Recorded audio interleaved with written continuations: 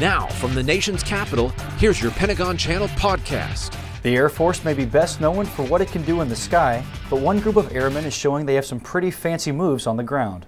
Master Sergeant George Maurer introduces us to the Air Force drill team as it begins its 60th year of crowd-pleasing performances. Teamwork takes on a whole new meaning when you're talking about the Air Force's drill team. The slightest misstep could turn into a painful lesson for one of these airmen. It's a thought that goes through Captain Joshua Hawkins' mind every time he walks down a line with weapons flying back and forth. I get nervous quite often. Anxious is probably the better word, but nervous suits it just well. Really the thing that I rely on, though, is exactly like we talk about in our narration, is that mutual trust. But it takes more than mutual trust to do what these guys do. A lot of it has to do with not only skill, but strength of will as well. You'll notice that most of the men that are in this demonstration team are very physically fit, so fitness is a big part of it. Mental discipline is a big part of it. It's pretty exhausting, just like any of these really intense jobs that we're doing in the Air Force.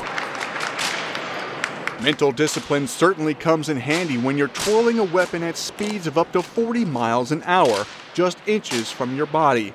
But the potential danger the airmen face is not what they're thinking about. A lot of numbers, actually.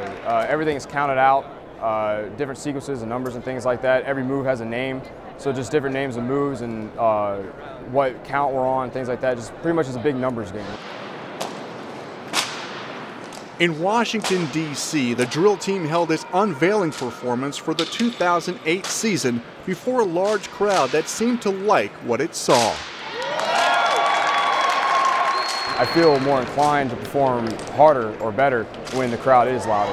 It's kind of boring when the crowd is just sitting there nice and quiet, so we actually encourage the crowd to be nice and loud. And we go through plenty of training beforehand to make sure that we can keep our concentration, keep our bearing, to make sure we can perform the best that we can in those kind of conditions. From the standpoint of providing that visible manifestation of airmen and our core values of integrity, service, and excellence, they travel much like the Thunderbirds, the aerial demonstration team travels as well, to showcase those capabilities. Over the course of the year, the drill team will perform at around 100 events, spending 120 days on the road.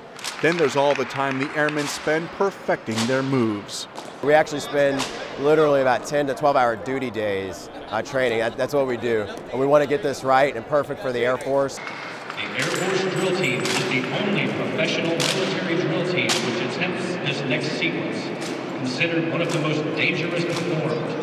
Watch as all 16 weapons are simultaneously hurled overhead.